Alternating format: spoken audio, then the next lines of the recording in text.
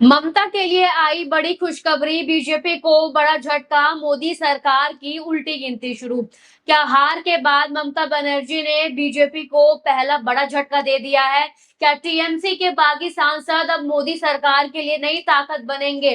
और 23 में से 15 सीटों की जीत क्या ममता की वापसी का संकेत है? इन सभी सवालों का जवाब मैं आपको बताऊंगी और साथ ही बताऊंगी कि किस तरह से ममता ने मोदी सरकार को बुरी तरह हराया है, और साथ ही दिखाऊंगी कि ममता को लेकर जनता में किस तरह की खुशी देखने को मिल रही है। इसलिए वीडियो को अंत तक जरूर देखिएगा। नमस्कार, मैं हूं अंजलि यादव और आप देख रहे हैं पीआरबी।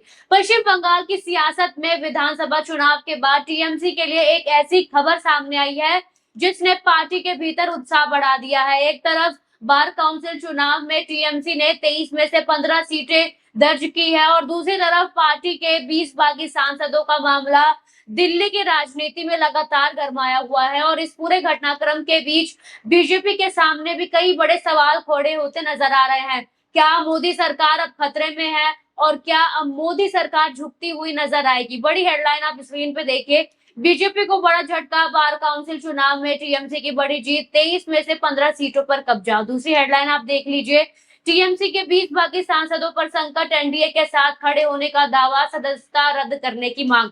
देखिए दोस्तों, पश्चिम बंगाल की राजनीति में इस वक्त बार काउंसिल चुनाव के नतीजों की सबसे ज्यादा चर्चा हो रही है। टीएमसी ने 23 में से 15 सीटों पर जीत दर्ज की है, जबकि बीजेपी के खाते में सिर्फ 3 सीटें आई हैं। ध्यान से सुनिए, बीजेपी के खाते में बस 3 ही सीटें आई हैं, बाकी सीटों पर लेफ्ट और कांग्रेस की जीत मिली है।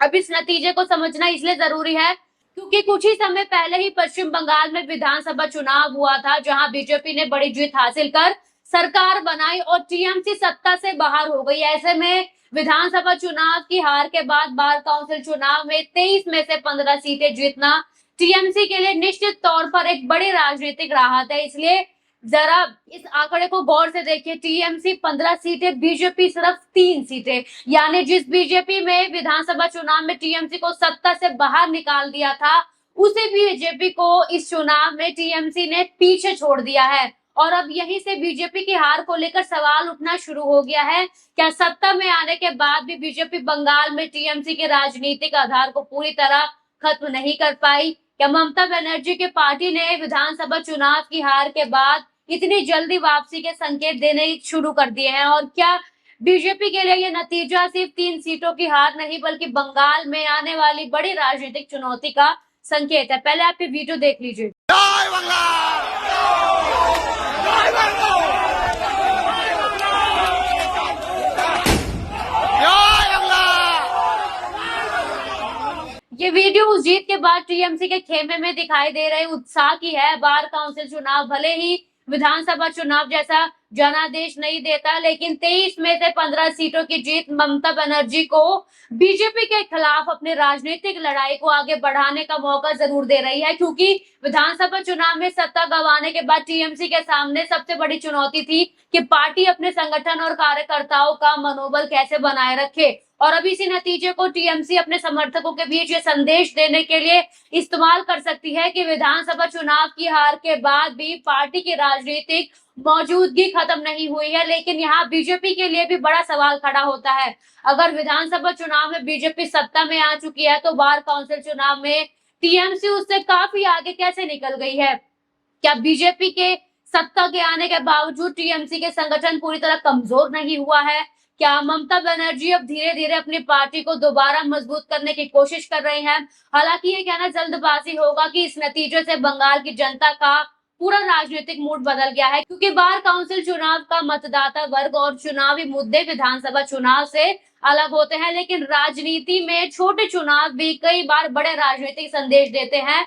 और फिलहाल टीएमसी के हाथ में एक ऐसा नतीजा जरूर आ गया है जिससे पार्टी बीजेपी के खिलाफ अपने राजनीतिक नैरेटिव को मजबूत करने के लिए इस्तेमाल कर सकती है। लेकिन दोस्तों, ममता बनर्जी की मुश्किलें सिर्फ बीजेपी से मुकाबले तक सीमित नहीं है, क्योंकि इसी समय उनकी अपनी पार्टी के भीतर 20 बागी सांसदों का मामला भी लगातार गरमाता नजर आ रहा है। टीएमसी के 20 लोकसभा सांसदों ने पार्टी से अलग रुख अपनाया है और एक अलग राजनीतिक समूह के तौर पर सामने आने का दावा किया है। इन सांसदों की तरफ से एनसीपीआई के साथ विलय का दावा भी सामने आया है और एनडीए को समर्थन देने की बात कही गई है। यानी जिस समय ममता बनर्जी बंगाल में बीजेपी के खिलाफ अपनी सीटों को दोबारा मजबूत करने की कोशिश कर रही हैं, उसी समय टीएमसी के 20 सांसद एनडीए के साथ खड़े होने की स्थिति में है और यही ममता बनर्जी के लिए बड़ा राजनीतिक संकट है। टीएमसी का कहना है कि इन सांसदों ने जिस पार्टी के टिकट पर चुनाव जीता, अब वो उसी पार्टी से अलग होकर किसी दूसरे राजनीतिक समूह के साथ नहीं जा सकते। इसी आधार पर टीएमसी ने इन सांसदों की सदस्यता खत्म करने की मांग उठाई है। पहले आप ये फोटो देख लीजिए। बाकी सांसदों पर कार्रवाई की मांग को लेकर ओम बिरला से मिले अभिषेक बनर्जी। इस मामले को लेकर अभिषेक बनर्जी ने लोकसभा स्पीकर ओम बिरला से मुलाकात की और टीएमसी के इन 20 बागी सांसदों के खिलाफ सदस्यता रद्द करने की मांग रखी। अभिषेक बनर्जी की तरफ से स्पीकर के सामने इन सांसदों को लेकर अलग अलग याचिकाएं भी रखी गई। टीएमसी का तर्क है कि पार्टी के टिकट पर चुनाव जीतकर संसद पहुंचे सांसद अगर बाद में पार्टी से अलग होकर किसी दूसरे राजनीतिक समूह के साथ खड़े होते नजर आते हैं तो उन पर दल बदल कानून के तहत कार्रवाई होनी चाहिए। लेकिन दूसरी तरफ बागी सांसदों का पक्ष अलग है। उनका दावा है कि उनका राजनीतिक कदम कानून के दायरे में है और उनके पास विलय से जुड़ा कानूनी आधार मौजूद है। यानी वजह है कि अब पूरा मामला सिर्फ टीएमसी और उसके बागी सांसदों के बीच राजनीतिक विवाद नहीं रह गया, इसलिए इसमें लोकसभा स्पीकर की भूमिका भी बेहद महत्वपूर्ण हो गई है। अब सवाल यह है कि ओम बिरला इस मामले को क्या फैसला लेते हैं, क्या वो फैसला देंगे या फिर वो संसद की तरह सत्र स्थगित करके अनिश्चित काल के लिए उठ जाएंगे या मामले पे कोई जांच ही नहीं करेंगे, अपना फैसला ही नहीं सुनाएंगे। क्या टीएमसी की मांग पर इन 20 सांसदों के खिलाफ कार्रवाई होगी? क्या बागी सांसदों को अलग समूह के रूप में मान्यता मिल पाएगी या फिर मामला आगे कानूनी लड़ाई में जाएगा? देखिए, अगर ये 20 बागी सांसद एनडीए के साथ मजबूती से खड़े रहते हैं तो इसका राजनीतिक फायदा मोदी सरकार को मिल सकता है, क्योंकि एक तरफ बीजेपी बंगाल में सत्ता में है और दूसरी तरफ टीएमसी के सांसदों का एक बड़ा समूह एनडीए के साथ खड़े होने का दावा कर रहा है। यानी ममता बनर्जी के लिए सामने चुनौती दो तरफ से है। बंगाल में बीजेपी से सीधा राजनीतिक लड़ाई और दिल्ली में अपनी ही पार्टी के बागी सांसदों का संकट। लेकिन दूसरी तरफ बार काउंसिल चुनाव का नतीजा ममता बनर्जी को एक जरूरी राजनीतिक राहत भी दे सकता है। 23 में से 15 सीटों की जीत को टीएमसी अब बीजेपी के खिलाफ अपने संगठन को मजबूती करने के तौर पर पेश कर सकती है। यही वजह है यह नतीजा बीजेपी के लिए भी राजनीतिक तौर पर नजरअंदाज करने वाला नहीं है, क्योंकि बीजेपी के सत्ता में आने के बाद टीएमसी का पहला लक्ष्य यही होगा कि वो अपने संगठन को दोबारा मजबूत करे और जनता के बीच ये संदेश दे कि पार्टी की लड़ाई खत्म नहीं हुई है और अगर टीएमसी आने वाले समय में ऐसे चुनावों में बेहतर प्रदर्शन करती है तो ममता बनर्जी इसे बीजेपी के खिलाफ अपनी वापसी की कहानी का हिस्सा बना सकती है। लेकिन अभी सबसे बड़ा सवाल यही है कि क्या 23 में से 15 सीटों की ये जीत वास्तव में ममता बनर्जी की वापसी की शुरुआत करती है या फिर यह मामला बार काउंसिल चुनाव का एक अलग परिणाम है। और दूसरी तरफ क्या टीएमसी के 20 बागी सांसद एनडीए के साथ खड़े होकर मोदी सरकार की ताकत बढ़ाएंगे या फिर अभिषेक बनर्जी की सदस्यता रद्द कराने की मांग के बाद पूरा समीकरण बदल जाएगा?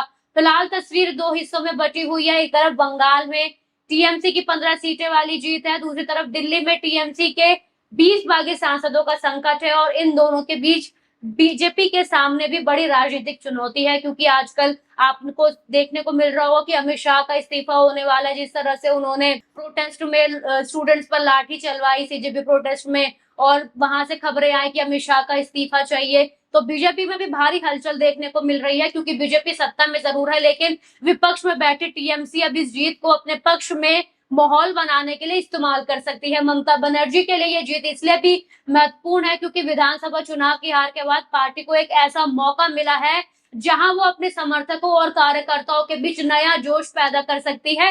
लेकिन बागी सांसदों का मामला भी उतना ही गंभीर है। अगर इन सांसदों को अलग समूह के रूप में न्यायता मिलनी चाहिए तो वो एनडीए के साथ बने रहते हैं, तो इसका असर सिर्फ सांसद की राजनीति पर नहीं बल्कि बंगाल की टीएमसी के आंतरिक राजनीति पर भी पड़ सकता है। अब नजरें दो चीजें पर हैं। पहली, टीएमसी इस जीत को बीजेपी के खिलाफ कितनी बड़ी राजनीतिक ताकत में बदल पाती है और दूसरी 20 बागी सांसदों को लेकर लोकसभा स्पीकर और आगे की कानूनी प्रक्रिया क्या फैसला देती है, क्योंकि फिलहाल ममता बनर्जी के सामने एक अजीब राजनीतिक तस्वीर है। बंगाल से जीत की राहत, दिल्ली में बगावत का संकट और सामने बीजेपी की सत्ता। अब आने वाले दिनों में ये तय करेगा कि ये बार काउंसिल की जीत टीएमसी के लिए सिर्फ एक राहत बनकर रह जाती है या फिर ममता बनर्जी की राजनीतिक वापसी की शुरुआत का आधार बनती है। तो आपको क्या लगता है, क्या 23 में से 15 सीटों की टीएमसी की जीत बीजेपी के लिए बड़ा राजनीतिक झटका है, या फिर इसे सिर्फ एक बार काउंसिल चुनाव का नतीजा माना जाना चाहिए? और क्या टीएमसी के 20 बाकी सांसदों का एनडीए के साथ जाना मोदी सरकार के लिए राजनीतिक फायदा साबित होगा? आप अपनी राय हमें कमेंट सेक्शन में जरूर बताइए। वीडियो पसंद आया हो तो लाइक कीजिए, शेयर कीजिए और चैनल को सब्सक्राइब जरूर कीजिए। धन्यवाद।